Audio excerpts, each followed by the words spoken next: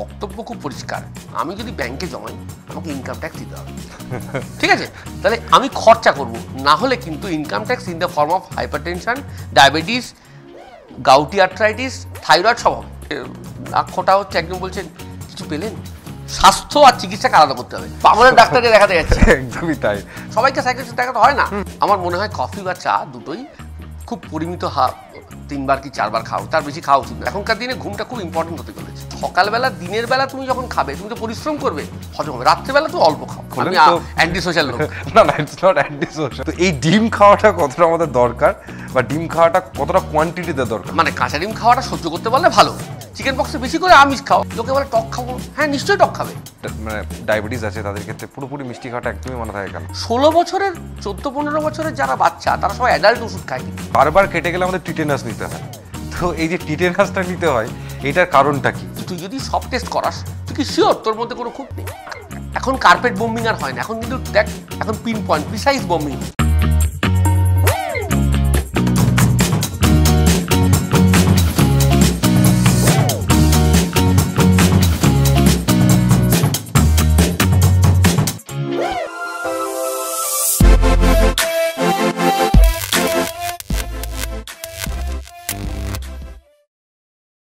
নমস্কার, আমাদের হ্যালো পৃথিবীর পডকাস্ট আপনারা বিভিন্ন জিনিস দেখেন, কিন্তু আজকে হ্যালো পৃথিবীর এই স্পেশাল বুলেটিন বা স্পেশাল এই একটা জিনিসে, স্পেশাল আড্ডাতে একটা স্পেশাল ব্যাপার আছে। সেটা হলো একটা খুব সুন্দর জিনিস আমাদের সকলের জানা দরকার, সেটা হলো হেলথ সিকিং বিহেভিয়ার। যে কি হলে কি করব আর কি মানে করার দরকার আছে, কি নিয়ে চিন্তা করার দরকার নেই। তাই এরকম অনেক প্রশ্ন সবার কাছ থেকে কালেক্ট করে, কিছুটা আমার মন থেকে, কিছুটা আপনার মন থেকে, বা কিছুটা তোমার মন থেকে নিয়ে আমি রেখেছি আমার কাছে। এবং আমার সঙ্গে আছেন একজন বিশিষ্ট মানুষ, একজন বিশিষ্ট ডাক্তারবাবু, আমাদের সকলে পরিচিত অনামিত্র বারিক স্যার। এবং তার সঙ্গে সঙ্গে জানাই, এই মানুষটাকে আপনারা যেভাবেই চেনেন, তার সঙ্গে সঙ্গে এইটা বারবার সবাই আমরা বলে থাকি যে ওনার কাছে গেলে রুগী এমনি সুস্থ হয় কারণ ওনার ব্যবহার। তাই এরকম একটা দারুণ মানুষকে আমি পেয়েছি। বাকি উনি কী করেন না করেন আরও ব্রিফ সব কিছু আজকে আড্ডায় বলবো, কিন্তু শুরুতেই আমি স্যারকে প্রণাম জানাই এবং নমস্কার জানাই। এবং শুরুতেই আজকে আমি শুরু করবো আমার প্রশ্নগুলো। যে একটা স্টিগমাটাইজেশন আছে যে আমি কারো কাছে যদি যাই মানে সাইকোলজিক্যাল কাউন্সিলিংয়ের জন্য, তার মানে আমি ধরে উঠলাম পাগল, পাগলের ডাক্তারকে দেখাতে যাচ্ছে। একদমই তাই। তার কেটে গেছে আমাদের বাংলায় যে কথাগুলো বলা হয় না, এটা ইন্ডিয়া বলিস না, সারা পৃথিবী জুড়ে এইটা ভালো না, কিন্তু ভুল। আমরা আমাদেরকে ছোট করি। সারা ইউরোপ জুড়েও এই যে মেন্টাল হেলথ নিয়ে ওরা সচেতন হয়েছে, কিন্তু এখনো কিন্তু খুব ভালো চোখে দেখা হয় না। এক্স্যাক্টলি।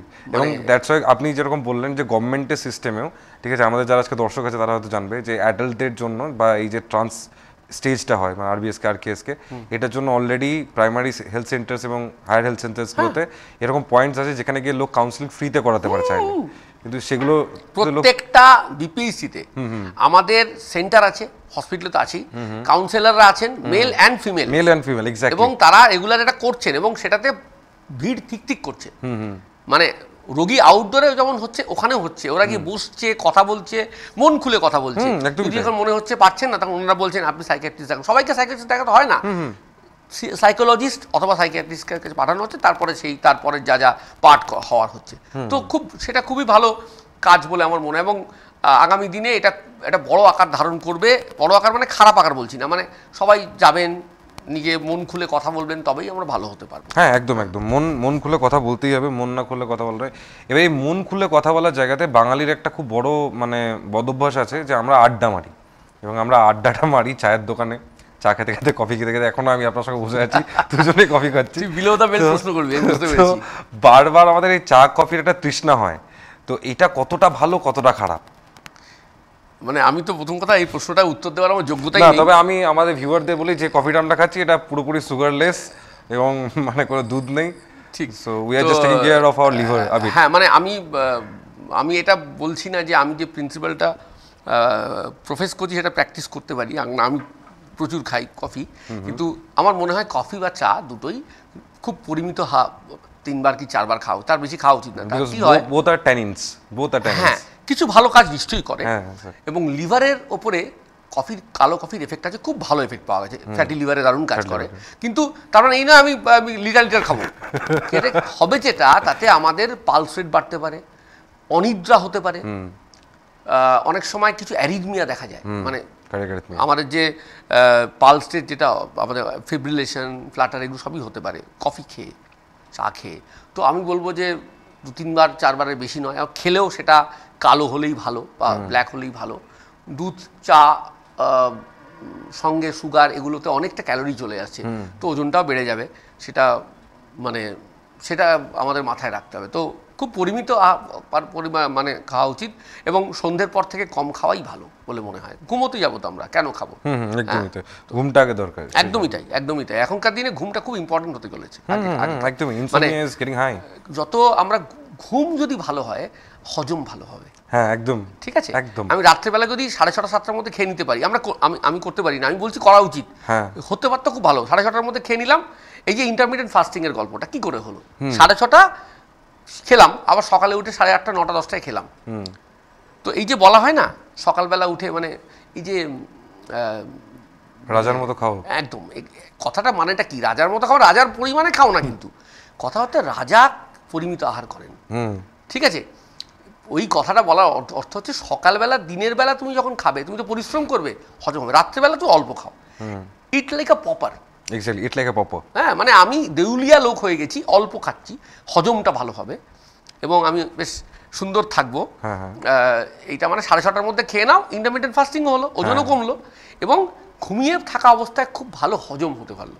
6:30টায় ঘুমোতে বলা হচ্ছে না, 6:30টার পরে খাবারটা আমি সব করলাম। আমি জাগা থাকা অবস্থায় আমার হজম, যখন ঘুমোতে গেলাম 10:30, 11টা, 12টা, 1টা যখনই ঘুমোতে গেছি, অলরেডি আমার সিস্টেম রেডি আছে হজম করার জন্য। সকালে যখন উঠলাম, আর তো এক্সট্রা খাবার যাচ্ছে না। আমি রাত্রেবেলা ফিরে এসে রাউন্ড দিয়ে ঢুকলাম, 12:30টার সময় খাবার খেলাম, যেটা আমরা করে থাকি, ভুল করি একদম একদম, এরমভাবে কেউ করবেন না।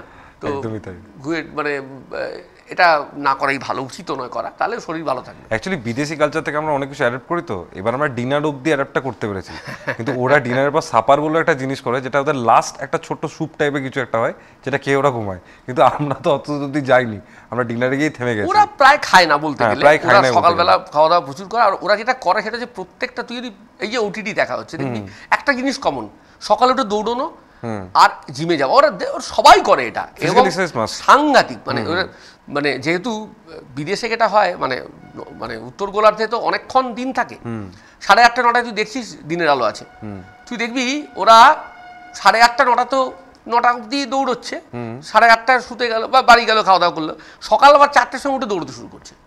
মানে সারাদিন লোকে দৌড়চ্ছে, তো এটা কমন একটা দেখা যায় দৃশ্য। তো অস্বস্তি আমাদের খুব, মানে হীনমন্যতায় ভুগি আমরা, যে আমরা তো কিছুই করি না এগুলো, কিন্তু করা উচিত। ওরা একটু বাড়াবাড়ি করে হয়তো, কিন্তু কিছুটা হলেও করা উচিত, আমরা করি না। এক্স্যাক্টলি, আমাদের এখানে একটু ওইগুলোর ট্রেন্ড কম। তবে হ্যাঁ, মানে এই চায়ের যে কথাটা আমি আলোচনা করলাম, সেটাতে মানে যারা যারা আজকের এই শোটা দেখছে তাদেরও জানা উচিত যে যদি চায়ের চিনিটা অফ করা যায়, তাহলে এখন যে খুব ট্রেন্ডিং একটা ডিমান্ড থাকে, বিশেষ করে মেয়েদের বা ছেলেদের, জ লাইন। যত সুগার অফ হয় তত তাড়াতাড়ি জ লাইন এন্ড মাসল প্রমিনেন্ট হয়। আমার মাসল মাস ভালো হবে, আর ফ্যাট মাস কমে যাবে। ঠিক আছে, আমি চিনিও খাবো না, দুধও খাবো না, একবার দুধ খাবো, বাকিটা দুধ ছাড়া খেলাম। হ্যাঁ, আমি তো চা খেতে, আমি দুধ খেতে চাইছি না, দুধ খাও তাহলে আলাদা। একদমই তাই, যে দুধ খাওয়া হলে দুধ খান, চা খাওয়া হলে চাটা শুধু আলাদা করে খান। আমাদের এই চা খাওয়ার সঙ্গে আরেকটা আমাদের প্রচলন থাকে, আমরা মানে আড্ডা মারতে গেলে, এবং এখন আপনি যদি সোশ্যাল মিডিয়া করেন, আমি জানি না এখন আপনি কতটা এক্স্যাক্টলি নেই, যদি আপনি খোলেন তো অ্যান্টি সোশ্যাল লোক। না না, it's not anti social, it's not anti social, it's that আপনি একটু ব্যস্ত আছেন, তাই আপনি হয়তো পরে গিয়ে দেখবেন। আমি কোনোদিন করবো না, এরকম বলিস না। ঠিক আছে, বেশ। কিন্তু আপনাকে নিয়ে সোশ্যাল মিডিয়ায় প্রচুর আলোচনা হয়, সেটা কোনো একদিন বসে আমি আপনাকে শেয়ার করবো, সেটা আলাদা। তো ব্যাপারটা হলো যে এখন আমরা দেখেছি যে এখন যে স্পেশাল ফাস্টফুড বা ভিডিও হচ্ছে ফাস্টফুডের, ঠিক আছে, তো সেই ফাস্টফুডের দুটো মানে জিনিস থাকে, তার মধ্যে একটা খুব প্রমিনেন্ট জিনিস, সেটা হলো ডিম। সব কিছুতে ডিম দিয়ে ভেজে দেওয়া হলো, এ করে দেওয়া হলো, বা সেদ্ধ ডিমকে ইভেন মানে ডিম মামলেট ভাজা হচ্ছে, যেটা আমরা অমলেট, যেটাকে আমরা মামলেট বলি, মামলেট ভাজার সঙ্গে সঙ্গে সেদ্ধ ডিমকে ওখানে টপিং করা হচ্ছে। তো এই ডিম খাওয়াটা কতটা আমাদের দরকার, বা ডিম খাওয়াটা কতটা কোয়ান্টিটিতে দরকার, বা আদৌ কি উচিত নয়, বা যারা খেতে পারে না তাদের কি অসুবিধা হবে? ডিম একটা এক্সিলেন্ট জিনিস, মানে ডিম হচ্ছে বলা যেতে পারে একটা ওয়ান্ডার ড্রাগ বলতে পারিস। এক্স্যাক্টলি, কারণ হচ্ছে ধর দুধ, দুধে অনেক কিছু নেই, হ্যাঁ, ডিমে কিন্তু সব আছে। হ্যাঁ, ঠিক আছে, ডিমে সব আছে, মানে ধর ডিমে সব আছে ইন দ্য সেন্স, দুধেও যে প্রবলেমগুলো, ডিম কী করছে, একটা ব্যালেন্স ডায়েট হয়ে গেল। এবার ডিমটা খাবো কী হবে? অবশ্যই তোর এই মামলেট নয়, সেদ্ধ। একদমই। আমরা এবার হাফ বয়েল না ফুল বয়েল, এই প্রশ্ন আসবে। তা হাফ বয়েল কেন খেতে বলি? হাফ বয়েল সহজ পাচ্ছ, খেতে সুবিধা হয়। একটা ক্ষেত্রে হাফ বয়েল খাবো না, হাঁসের ডিম খুব ভালো, কিন্তু হাঁসের ডিমে যখনই হাফ বয়েলড করবো তখন না ট্রিপসিন ইনহিবিটেবল বস্তু থাকে। এক্স্যাক্টলি। সেটা কি করে? ট্রিপসিনটাকে ইনহিবিট করে। তার ট্রিপসিন একটা ইম্পর্টেন্ট অ্যামাইনো অ্যাসিড, যাবে না। তাই হাঁসের ডিম খুব ভালো, ভালো করে সেদ্ধ করে খেলে। আর ডিমের ক্ষেত্রে, মুরগির ডিমের ক্ষেত্রে যেহেতু আমরা পোলট্রি থেকে নিয়ে আসি, বাইরে না কোটিংয়ে অনেক সময় সালমোনেলা থাকে। তাহলে কি করব, আগে ধোবো, সেদ্ধ করার পরে খোলাটার পরে আবার ধোবো, দুবার ধুয়ে খেতে হবে, নাহলে কিন্তু আমরা সালমোনেলা ভেতরে ঢোকাতে পারি, ফুড পয়জনিং হতে পারে। তো এই 3-4টে জিনিস ইম্পর্টেন্ট। তুমি উটের ডিম খেতে পারো, কোনো অসুবিধা নেই, কিন্তু মানে সরি উট পাখির ডিম খেতে পারো, কিন্তু কনসেপ্টটা হচ্ছে সেদ্ধ করে খাও, ধুয়ে খাও। হ্যাঁ, মানে সানডে হোক বা মানডে ডিম খাওয়া যাবে। একদম, ডিম তো খুব ভালো জিনিস, খাওয়া উচিত। একদম একদম। তো ডিম মোটামুটি দিনে আমরা মানে কতগুলো কনজিউম করতে পারি? ব্যাপার নেই। মনে কর মাইকেল ফেলপস ডিম খেতেন 18টা করে, তার চেহারা অনুযায়ী পরিশ্রম করতেন। আমি কত পরিশ্রম করছি, 8 ঘন্টা উনি জলেও থাকতেন। এক্স্যাক্টলি, পরিশ্রম করছি, ওরকম একটা চেহারা, হ্যাঁ, অত বড় স্ট্রাকচার। আমাদের যে সাউথ আফ্রিকার ফাস্ট বোলার মার্কো জ্যানসেন, রোগা, ও ডিম খায় 8টা করে। আমি এগুলো দেখি মানে কিরকম ভাবে, ওর অসুবিধা, রোগা পাতলা, প্রচুর পরিশ্রম করে, প্রচুর জিমে সময় কাটায়, ফাস্ট বোলিং করে। Actually fast bowler should be lanky and tall, পাতলা হতে হবে, যাতে নিজেকে ভাষাতে, খুব মোটা হলে তো হবে না। তো এরা প্রচুর পরিশ্রম করে, তাই এরা কিন্তু ডিম খেতে পারে। পরিশ্রম নিয়ে ডিম খাও, ডিমে তো অনেক ক্যালোরি আছে, ওরা ঝরাচ্ছে সেরকম ভাবে। তো তুই কতটা ক্যালোরি ঝরাবি তার উপর ডিপেন্ড করছে, তুই কতটা ক্যালোরি খরচা করছিস। এবং মোস্টলি ওরা মানে শুধু এগ হোয়াইটটা খায়, মানে ইয়ক, হ্যাঁ এগ হোয়াইট খায়। যদিও ফেলপস সবই খেতেন, এরা খেত, এরা তো পরিশ্রম করে, যায় আসে না কিছু। এগ হোয়াইট হয়তো খেলো 6টা, ইয়ল্ক খেলো হয়তো 2টো, এরকম ভাবে খায়। যেমন ধর ডিম, যে লোকটাকে আমি অ্যালবুমিন কমে গেছে, ম্যাল নিউট্রিশন, তাকে আমি কি দেবো? তাকে শুধু সাদা দেবো। যদি বয়স্ক হয়, যদি আমার অল্প বয়সী খেলে আমি গোটা ডিমটাই খেতে বলবো, অসুবিধা নেই। বয়স্ক লোকেদের আমি এক ইয়কটা খেতে, এক ইয়কে অ্যালবুমিনটা আছে বলে। অ্যালবুমিন কমে গেলে যেটা হয়, পা ফুলে যায়, সাংঘাতিক রকম। অ্যালবুমিন তো বাইরে খরচ অনেক, একটা অ্যালবুমিন ইনফিউশন করতে গেলে 3-4 দিন করলে 12,000 টাকা খরচা হয়ে যাবে। আমি যদি অ্যালবুমিনটা ডিমের থেকে দিতে পারি, সে যদি মুখে খেতে পারে, খেতে না পারলে অন্য কথা, তাহলে আমার অনেকটা 2-3টে সাদা, এবার ডিমটাকে সাদাটাকে বার করলাম, কেটে কেটে কুচিয়ে দিয়ে দিলাম, খেতে ভালো লাগলো, তড়কার মধ্যে ডালের মধ্যে মিশিয়ে দিলাম, খাবারটাকে প্যালেটেবল করে তোলো। খাবারটা যেমন তেমন দিলে হবে না। যে লোকটা ম্যালনিউট্রিশন ভুগছে, তার তো জিভের স্বাদ চলে গেছে, প্যাপিলাগুলো চলে গেছে, খাবে কি?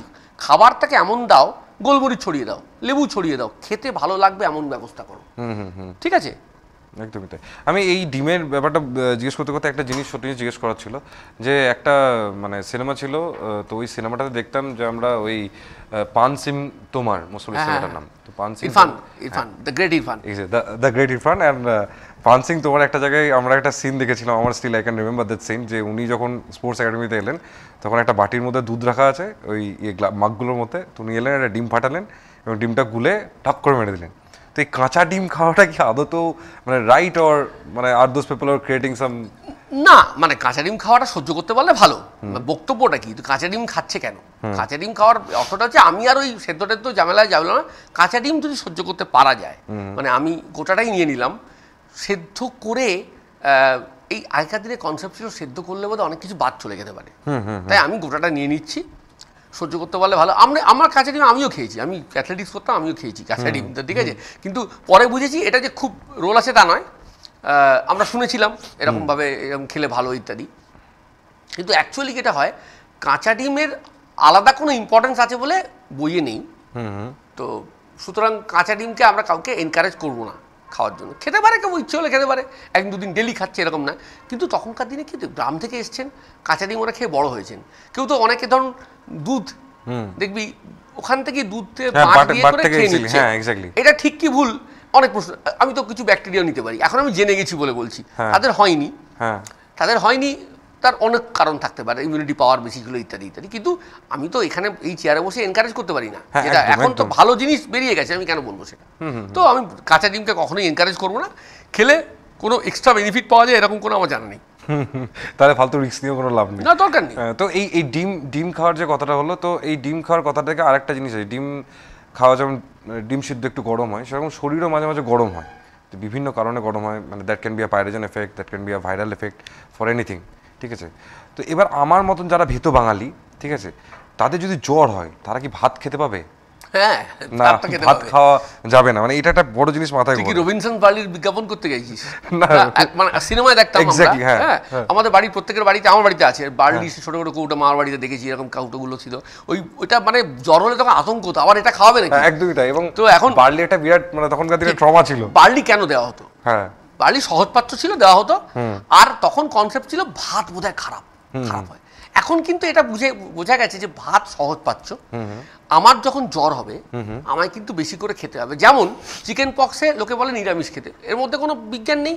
চিকেন পক্সে বেশি করে আমিষ খাও, কারণ চিকেন পক্সের শরীর থেকে প্রচুর প্রোটিন বেরিয়ে গেছে। Exactly. যারা আমিষ খান তারা আমিষ খান, যারা নিরামিষ খান তারা নিরামিষই খান, ভালো করে প্রোটিন খান। সিমিলারলি ভাত খাওয়া দরকার জ্বরের সময়। জ্বর খেতে হবে, জ্বরের সময় রুটি খেতে কষ্টই হয়। আমি বলবো অনেকে রুটি দেন, আমি রুটির কোনো আলাদা করে বেনিফিট নেই। যদি একজন লোক ভাত যে খায় সে ভাতই খাবে, এবং তাতে তার ভালো হবে। কারণ যেই মুহূর্তে তাকে আমি তার নিজের ডায়েট থেকে সরিয়ে দেবো না, সে কিন্তু সাইকোলজিক্যালি একটা সেটব্যাক হয়। Exactly, that's the point. তুই যখন তুই ভাত খাবি, একটু ভাত দিয়ে ঝোল দিয়ে মেখে গেলে তোর মনটা ভালো হয়ে যাবে। হ্যাঁ, যে ভাতটা তো খেতে পেলাম। এক্স্যাক্টলি। শরীর খারাপ জ্বর হলে আমাদের তো মেন্টালি আমরা একটু সেটব্যাক হয়, আমাদের প্রত্যেকের মন ভালো হয়, ভালো লাগছে না, সবাই ঘুরে বেড়াচ্ছে। তো আমি যদি খাবারটা অন্তত দিতে পারি, হ্যাঁ, ভালো হবে। খারাপ কি? তো এই খাবারের যখন কথা উঠলো, তো মানে আমি আর একটু খাবারের দিকেই যাই। সেটা হলো ভাতের আমাদের শুরুতে বাড়িতে অনেক সময় শুক্তো দেয়, এবং শুক্তো এবং শেষটা আমরা করি চাটনি দিয়ে। তো এই মানে শুক্তো দিয়ে শুরু করে চাটনি দিয়ে শেষ, এই জিনিসটা ঠিক তো না? এটাতে কোনো অসুবিধা একটা হচ্ছে এই প্রশ্নগুলোই আমরা রেগুলার পাই। আমি তো তার মধ্যে এইটা খুব ইন্টারেস্টিং প্রশ্ন, এটা আমি রিসেন্টলি পেয়েছি, শুক্তো আর চাটনি দিয়ে। তো আমাদের স্বাস্থ্য যখন ভাবায় বলে একটা বই পড়েছিলাম, খুব সুন্দর এই ধরনের করা আছে, বেঙ্গল প্রেস বার করতো, বইটাতে এই ধরনের খুব সুন্দর লেখা ছিল। তো আমাদের স্যার শান্তনু স্যার লিখেছিলেন বইটা, তার মধ্যে এটা ছিল আর কি। তো এটা মানে স্যারের কথা ধার করে বলা, এটা হচ্ছে শুক্তোর কনসেপ্টটা কি। শুক্তো অ্যাপেটাইজার, তেতো খেলাম, খিদে বাড়লো, এক্স্যাক্টলি। মানে কেন? এবারে চাটনি কি? চাটনিতে অ্যাকচুয়ালি চাটনি বা টক, লোকে বলে টক খাবো, হ্যাঁ নিশ্চয়ই টক খাবে, টক খাওয়ার মধ্যে কোনো ভুল নেই। টক খাওয়াটা অ্যাকচুয়ালি হেলদি, এবং ইউরোপের স্ক্যান্ডিনেভিয়াতে, মানে সুইডেন, নরওয়ে, ফিনল্যান্ড, এরা প্রচুর টক খায়। ভিটামিন সি এর হিউজ সোর্স। শুধু টক খায়, এক তো হচ্ছে ওরা পিকল খায় প্রচণ্ড, কারণ ঠান্ডা জায়গায় পিকল খুব ভালো, ওদের ভালো লাগে। শশার আচার খায় ওরা। হ্যাঁ, মাছের আচার, শশার আচার প্রচুর খায়। আর আচারের মধ্যে প্রচুর অ্যাসিড আছে, খাবার যখন খাবো হজম করতে সাহায্য হবে। এবার আমি যখন খাবার খাচ্ছি আমার তো অ্যাসিড বেরোচ্ছে, যদি একটু হেল্প করি অসুবিধা কোথায়? হ্যাঁ, এবারে প্রশ্নটা হচ্ছে, তারা যারা শুক্তো বা চাটনি খায় না তারা কি ভুল করছে না? একদম ভুল করছে না, কিন্তু শুক্তো আর চাটনিকে এভাবে ব্যাখ্যা করা যেতে পারে। মানে যদি বৈজ্ঞানিক বা বিজ্ঞানের দৃষ্টিতে দেখি, তাহলে শুক্তো অ্যাপেটাইজার, চাটনি অ্যাসিড আছে, তাই আমার খাবার হজম করতে সাহায্য করতে পারে, এইভাবে ভাবা যেতে পারে। না ঠিক আছে, এইভাবে ভাবা যাক। কিন্তু এই ভাবা যাওয়ার পরেই যে চাটনির পরে যে জিনিসটা থাকে, এবং আমি অনেক টিয়ে বাড়িতে গিয়ে দেখি যে যাদের মানে যারা ডায়াবেটিক, মানে I am going with the type 2 অ্যানাইডিডিয়াম, তো তাদের মানে একদম মিষ্টি খাওয়া যায় না, মানে মিষ্টি খেতে মানা থাকে। তো এটা কেন? মানে যাদের মানে ডায়াবেটিস আছে তাদের ক্ষেত্রে পুরোপুরি মিষ্টি খাওয়াটা একদমই মানা থাকে কেন? অ্যাকচুয়ালি যদি জিজ্ঞাসা করিস আমাকে মিষ্টি খাওয়া বারণ, এটা কথাটা ঠিক নয়।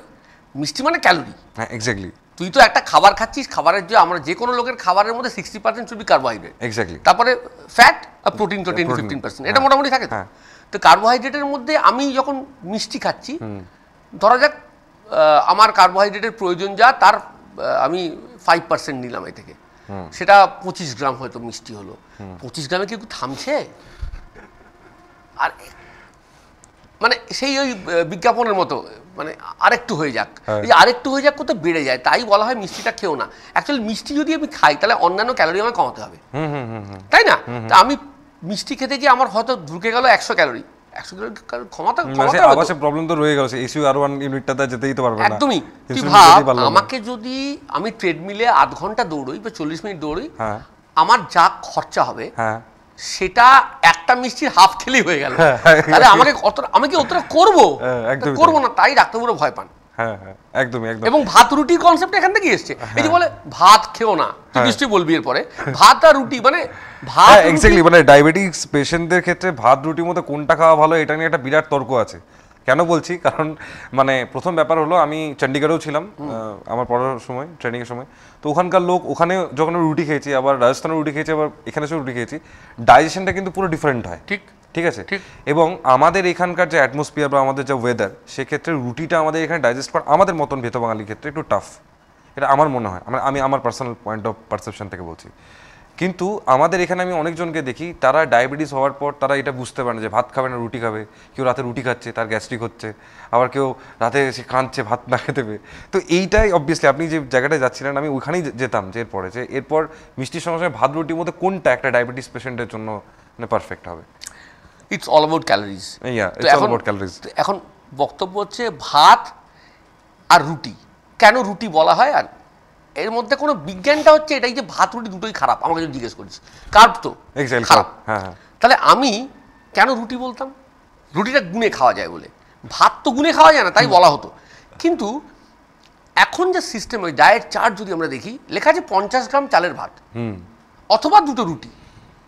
এখন 2টো রুটি, একজন লোক একটা রুটি খেলো, হয়তো সে এতটা আটা দিয়ে রুটি বানালো, সেটা তো মানে হলো না কিছুই। তো আমি যদি মেপে খেতে পারি, আমার মনে হয় ভাত বা রুটি যার যেটা প্রেফারেবল। আপনি একদিন কী খেতেন স্যার? আমি ভাত খেতাম, ভাতই খাবেন, এতটা ভাত খান, এক বাটি সবজি খান। ডায়াবেটিসের কনসেপ্ট হচ্ছে প্রচুর সবজি, আলু বন্ধ, আর অল্প ভাত, সারাদিন 5 থেকে 6 বার সবজি আর ফলের সার্ভিংস, মানে ফল সবজি দিয়ে পেট ভরাও, প্রচুর ফ্লুইড খাও, খাবার আগে অনেকটা জল খেয়ে খেতে বসো, যখন খাবার ছাড়বে যেন মনে হয় আরেকটু খাওয়া যেত। এইটা যদি মাথায় ঢুকিয়ে নিতে পারি, আমি বিয়ে বাড়ি যাচ্ছি, বিয়ে বাড়িতে প্ল্যান করলাম আমি বাড়ি থেকে জল খেয়ে যাবো, কোনো গ্রেভি খাবো না, স্যালাড খাবো না, স্যালাডগুলো খাবো না অন্য কারণে, স্যালাড খাওয়া ভালো কিন্তু কাটা থাকে অনেকক্ষণটাই খাবো না, একটা গ্রেভি টাচ করবো না, কোনো মিষ্টি খাবো না, জাস্ট সে যেগুলো আমার পছন্দসই খাবার খেলাম, একটু তেল খেলাম, ঠিক আছে, পরের দিন একটু বেশি করে দৌড়ঝাঁপ করে নেবো। কিন্তু আমরা এটা কোনোটাই করি না, আমরা প্রতিদিন বলছি কালকে সব ঠিক হয়ে যাবে, কালকে ঠিক হয় না অ্যাকচুয়ালি। তো ভাত বা রুটি দুটোই মেপে খেতে হবে, খেলে অথবা যদি বেশি খেয়ে না পরের দিন এক্সারসাইজ বাড়াতে হবে, অন্যান্য খাবারের মধ্যে সাপ্লাই কমাতে হবে, এটাই হচ্ছে কথা। You have to cut it out, মানে আমি একটা বাড়ালে একটা কমাতে হবে, ঠিক আছে? মানে খরচা, মানে আমি ব্যাংকে শুধু যদি জমিয়ে যাই, বক্তব্য খুব পরিষ্কার, আমি যদি ব্যাংকে জমাই আমাকে ইনকাম ট্যাক্স দিতে হবে, ঠিক আছে? তাহলে আমি খরচা করব, না হলে কিন্তু income tax in the form of hypertension, diabetes, gouty arthritis, thyroid সব হবে। মানে we can go with a long list, কি কোলেস্টেরল এন্ড তো এখন তোর চয়েস, তুই কি ব্যাংকে টাকা জমাবি নাকি খরচা করবি। এক্স্যাক্টলি, মানে এই হ্যাবিটটা নিয়ে আরো একটা প্রবলেম সবথেকে আমরা দেখতে পাই, অনেকে দেখি সারাদিন কিছু খেলো না, একটা বিয়ে বাড়ি বা ইনভিটেশন অ্যাটেন্ড করলো, হেভি খাবার খেয়ে নিল, এবার তার বডি তখন অন্যরকম একটা রিফ্লেক্স, সে আবার বোঝায় নিজেকে আমি সারাদিন কিছু খাইনি, আমি একটু তো খেতেই পারি, মানে I deserve this. You deserve nothing. না, with that you also deserve death maybe. একদমই। এই যে লোকজন খাওয়ানো দাওয়ানো করছে, ছেলে মেয়েদের খাওয়াচ্ছে, একটা যার আমরা যখন ডাক্তারি পাস করে ওজন 50 কেজি হয়নি, এখন আমি বলছি না মানে আমরা ঠিক করেছি, ভুল করেছি, আর এখনকার ছেলে মেয়েদের ওজন, দেখ বাচ্চা ছেলে মেয়েদের ওজন কত বেশি। এক্স্যাক্টলি। তো বাবা মারা চাইবে ছেলেদের ভালো, ভেরি লোয়ার এজ স্যার, মানে lower abdominal issue in the female lots of আসছে আস্তে আস্তে। হ্যাঁ, এবং বাচ্চাদেরও অনেক প্রবলেম হচ্ছে। বাচ্চাদের প্রবলেম হচ্ছে, তুই জানিস তো আমাদের টিউবারকুলার ড্রাগস দেওয়া হয় according to body weight. Exactly. তো বডি ওয়েট এজও ডিপেন্ড করে না। তো 18 বছরের নিচে একটা পেরিয়াট্রিক এজ গ্রুপ আছে, আরে 16 বছরের 14-15 বছরের যারা বাচ্চা তারা সবাই অ্যাডাল্ট ওষুধ খায়, কিন্তু উল্টোটা দেখ, আর অ্যাডাল্ট যারা আছে তারা অনেকে বাচ্চাদের মতো ওষুধ খাচ্ছে, কারণ তার ওজন অনেক কম। তো এই একটা প্রবলেম হতে চালু হয়েছে। তাই মানে অ্যাডভাইস থ্রু দিস চ্যানেল যে দরকারে পেটা খাইয়ে রাখুন, মানে এত খাবার আমরা না প্রাচুর্য খাওয়ার মধ্যে হয়ে যাচ্ছে, খাবারটা যদি ব্যালেন্স করে না খাওয়াই, ছেলেমেয়েদের দৌড়তে না পাঠাই, অসুখ বিসুখ কিন্তু হবে। তো মূল কথা হচ্ছে খাবারের ব্যালেন্স তৈরি করা। আর এই যে ফাস্ট ফুড খাচ্ছি, সপ্তাহে একদিন আমরা উল্টো পাল্টা খাই আর 6 দিন নিয়ম মেনে খাই, এটা করলে ভালো হবে, ঠিক আছে? আমি কখনোই বললাম বাড়িতে এরকম বানিয়ে দিন, বোকা বোকা। আরে বাড়ির খাবারের চেয়ে বাইরের খাবারের চার্ম অনেক বেশি, নিশ্চয়ই বাইরে খাবো, একদিন খাবো, বাকি 6 দিন মেনে চলবো, এটা ছেলে মেয়েদের বোঝাতে হবে, নাহলে হবে না। হ্যাঁ, এক্স্যাক্টলি। একটু যদি পেরেন্টিং করা যায়, আপনার নিচের বাচ্চাই তো ভালো থাকবে। তো এবার নিজের বাচ্চাকে ভালো রাখতে হবে, বাচ্চাদেরকে ছাড়তে হবে আবার টানতে হবে, নাহলে হবে না। একদম একদম। এই মানে খেলার কথাটা যখন উঠলো, আমরা যখন খেলতাম, মানে আমি এখন স্টিল আমি এখনো খেলি, ঠিক আছে? তো খেলাধুলো বা এই কয়েকদিন আগে আমার একটা ইনসিডেন্ট ঘটেছে। আমি সকালবেলা সুইমিংয়ে করতে গেছিলাম পুলে, তো আমি হঠাৎ করে উঠতে গেছি, স্লিপ করে গেছে, তো আমার পাটা কেটে গেল। তো এরকম বারবার কেটে গেলে আমাদের টিটেনাস নিতে হয়। তো এই যে টিটেনাসটা নিতে হয়, এটার কারণটা কি? মানে এটা অনেকে জিজ্ঞেস করে, এবং এই টিটেনাসের রিজমটা কি, মানে কখন নিয়ে নিলে মোটামুটি একটা বছর আমরা মানে না নিলেও চলবে? তো এটা একটা খুব রেলিভেন্ট প্রশ্ন, টিটেনাস নেব কেন, নেওয়ার দরকার আছে কিনা। ছোটবেলা থেকে আমাদের কিছু ইমিউনাইজেশন নেওয়া হয়, তো ডিপিটি দেওয়া হতো, এখন ডিটি হয়েছে, ডিটি, এক্স্যাক্টলি। তো এখন যে হয়ে গেছে, তা আমরা ঠিক যেই আমাদের 18 মাস হয়ে গেল, তারপর 18 মাসের পরে যখন আমরা নিচ্ছি 5 বছর একটা নিচ্ছি, আবার 10 বছরে নিচ্ছি। তো 5 বছর আর 10 বছরে নেওয়ার পরে কিন্তু আরও একটা ছিল 15-16-তে। তো আমি যদি একবার ফুললি ইমিউনাইজড হয়ে যাই তাহলে কিন্তু আমার 5 বছর মানে তখন কিন্তু আর আমার ডাবল বুস্টার নেওয়ার দরকার হয় না। এটা হচ্ছে টিটনাসের গল্প, যে আমি একবার নিলেই আমার কেটে গেছে, আমি নিলে হবে। কিন্তু নেব কার? আমি বাড়িতে পড়ে গেছি, কেটে গেছে কোনো আসবাবপত্রে যেগুলো পরিষ্কার পরিচ্ছন্ন, মাঠে যাইনি, বাড়িতে কেটে গেছে, একটা শার্প ইনস্ট্রুমেন্টে কেটেছে যেটার মধ্যে কোনো মরচে নেই, আমি জায়গাটা ভালো করে ধুলাম, আমার টিটনাস মতো প্রয়োজন নেই, আমি ওয়াচ করছি। হ্যাঁ, আমি একটা জায়গায় খেলতে গেছিলাম, মাঠে খেলতে গেছি, সেখানে লেগেছে। তুই সুইমিং পুলে গেছিস যেখানে কিচ্ছু নেই, মরচে পড়া কোনো জায়গাই নেই, সামান্য জায়গায় ধাক্কা লাগলো কেটে গেল, তুই কেন টিটনাস নিবি ভাই? জায়গাটা পরিষ্কার রাখতে হবে তোকে। তুই যখন শিওর নয় জায়গাটা সম্বন্ধে তখন টিটনাস নিতে পারিস তুই, তখন একটা ডোজ নিলে যথেষ্ট। কিন্তু ফুললি ইমিউনাইজ থাকলে বলা হয় সেটা 5 বছরের জন্য ভ্যালিড, এবং তারপরে একটা ইঞ্জেকশন নিলে বুস্টার নেওয়ার দরকার হয় না। ওকে ওকে। যেমন কেউ সার্জারি করাবেন, সার্জারি করাবে থাকে ইমিউনাইজ থাকে, একটা ইঞ্জেকশন নিয়ে যথেষ্ট, নিয়ে সার্জারি করাতে চলে গেল। একদমই তাই। মানে এইটাই এই আজকের এই যে পুরো আলোচনাটা, এটা কিন্তু মেন এক্সেপশনটা এটাই, যে দরকারের বাইরে ওষুধ খাওয়ার দরকার নেই, আর দরকার লাগলে আলোচনা করলাম কি। হ্যাঁ, একদমই তাই। যে মানে চিকিৎসাটা ওইভাবেই ব্যবহার করা দরকার, যখন অস্ত্র লাগবে তখন ব্যবহার করো। স্বাস্থ্য আর চিকিৎসাকে আলাদা করতে হবে। যেমন ধরা যাক স্বাস্থ্য মেলা, স্বাস্থ্য মেলা মানে ডাক্তারবাবুরা রোগী দেখবেন তা নয়। স্বাস্থ্য মেলা মানে আমরা প্রচার করবো কি করে আপনি ভালো থাকবেন। একদম। চিকিৎসার জন্য ডাক্তারবাবুরা আছেন, যান। স্বাস্থ্য মেলায় আমরা ডাক্তারবাবুদের ডাকবো বলার জন্য কি করে হেলদি অ্যাডভাইস তৈরি করবো, মানে কি বেনিফিটস আছে। আর অসুস্থ হয়ে যাওয়াটা স্বাস্থ্যেরই লক্ষণ, চক্রাকারে ঘুরে আমরা অসুস্থ হব, মানে আমাদের শরীর আর একটুখানি গাড়ির মতো শরীর, তাকে একটুখানি ভাই যাকে বলে আমরা যেমন যাই না একটু এখানে পাঠিয়ে দিই ঘুরতে ফিরতে, বা না আমরা যখন রিপেয়ারিংও বলবো না, সর্ট অফ চেক আপ করা। তা আমরা যেমন বডি চেক আপ করার রক্ত পরীক্ষার প্রয়োজন হয় না টু সাম এক্সটেন্ট। 30 বছর বয়স হয়ে গেলে আমাদের বলা হয় যে বছরে একবার সুগারটা দেখো, চোখটা একবার দেখিয়ে নাও, ব্লাড প্রেশার চেক করো, এগুলো ঠিক আছে। কিন্তু প্রচুর অ্যারে অফ টেস্ট সবাই একটা করে দেখবি নিয়ে আসে, গোছা টেস্ট। হ্যাঁ, আমি বলি যে মানে এগুলো তো মানে সাংঘাতিক রকমের। আমার এক সিনিয়র আমার মাস্টারমশাই তিনি বলেন যে উকিলরা কাগজ দেখেন, আমরা কাগজ, ডাক্তাররা তো রোগী দেখবে। তো প্রচুর কাগজপত্র আসে, অধিকাংশই সেগুলো মানে গার্বেজ ইন দ্য সেন্স যে এত পরীক্ষা, আমরা তো কেউ নিখুঁত নই, তাই আমি অনেক পরীক্ষা করে কিছু না কিছু খারাপ বেরোবে। ওই খারাপ বেরোনো থেকে আমার টেনশনে কিন্তু আরো খারাপ বেরোতে থাকে। সব থেকে একটা বড় অসুবিধা হলো যে একটা টেস্ট আজ থেকে 6 বছর আগে করেছে, সেই রিপোর্টটা ওটার মানচের মধ্যে আছে। সে তো আছেই, কিন্তু তুই যদি সব টেস্ট করাস তুই কি শিওর তোর মধ্যে কোনো খুঁত নেই? একদম আছে তো। তাহলে এবারে যখন এটা কি কালো অক্ষরে লেখা থাকে, বোল্ড করা থাকে, স্যার তাহলে কি আমার কিছু একটা আছে, এসডিপিডি দেখুন স্যার 44 লেখা আছে, 40, যদি ডাক্তারবাবু না বলে মরে যাবে 44 স্যার, তাহলে কি হবে? এই হচ্ছে প্রশ্ন আসে। এবং এই আমার আবার বলার উদ্দেশ্য হচ্ছে ঘাবড়ে না গিয়ে ডাক্তারবাবুকে দেখান। 44টা বড় কথা নয়, এই নাম্বার গেম নিয়ে দরকার নেই। আমার কি অসুবিধা আছে? আমি কি খুঁজতে গেছিলাম? আমি কিছু খুঁজতে যাইনি, তাহলে অসুখ কেন খুঁজে বেড়াচ্ছি? আমাদের জীবনে টেনশন কম আছে, আরো টেনশনের কি প্রয়োজন আছে? দরকার নেই। একদমই তাই। এবং যে কোনো ডাক্তারবাবু বা যে কোনো হেলথ প্রফেশনালের কাছে যখনই কেউ অ্যাডভাইস দিতে যায়, তার এইটাই একটা ডিমান্ড থাকে যে আমি যে এতটা গেলাম বা আমি যে এতটা খরচা করলাম বা গেলাম, তো সেই জায়গাটাতে দাঁড়িয়ে আমার কোনো একটা রোগ ধরা পড়লো না, এটা তো আমার খুব কষ্ট হলো, বুকে ব্যথা আছে, কিছুই পেলেন না স্যার, কিছুই পেলেন না, দেখুন না যদি একটু পাওয়া যায়। হ্যাঁ প্লিজ। বাট এইরকম একটা টেন্ডেন্সি এখন লোকজনের মধ্যে থাকে। আমি এই জায়গাটা নিয়ে তো পরে একদিন কোনোদিন বসা হবেই। আমি এই মুহূর্তে যেটা জানতে চাইছি যে জল বসন্ত কখনো কি ছোঁয়াচে হয়, বা গুটি বসন্ত হলে, বা সেক্ষেত্রে মানে শুকনোর সময় মানে বসন্ত রোগের স্প্রেডিংটা, ঠিক আছে, এই জিনিসটা একটু যদি আমাদেরকে অ্যাওয়ার করেন। না, প্রথম কথা হচ্ছে এখন তার স্মল পক্স আর নেই, ইরাডিকেট হয়ে গেছে, চিকেন পক্স আছে। তো চিকেন পক্সের গল্পটা কি? গল্পটা হচ্ছে যেদিনকে চিকেন পক্স তোর হবে, অ্যাকচুয়ালি তুই কিন্তু ইনফেক্টিভটা 2 দিন আগে থেকে তুই জানিস না। তো তোর চিকেন পক্সের এটা হচ্ছে যেদিনকে র্যাশ বেরো সেদিনকে জ্বর আসে, ভ্যারিসেলা বলি আমরা, সেদিনকেই জ্বর আসে। তাহলে তুই জানবি কি করে জ্বর আসবে?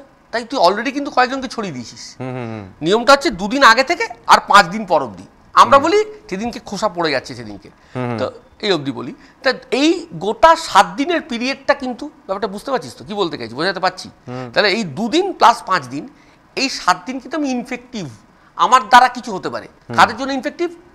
For everyone those who have not আন্ডারগন this sort of disease, মানে যার কোনোদিন আগে হয়নি, একবার যদি হয় সাধারণত তার কখনো হবে না, অলরেডি অ্যান্টিবডি আছে।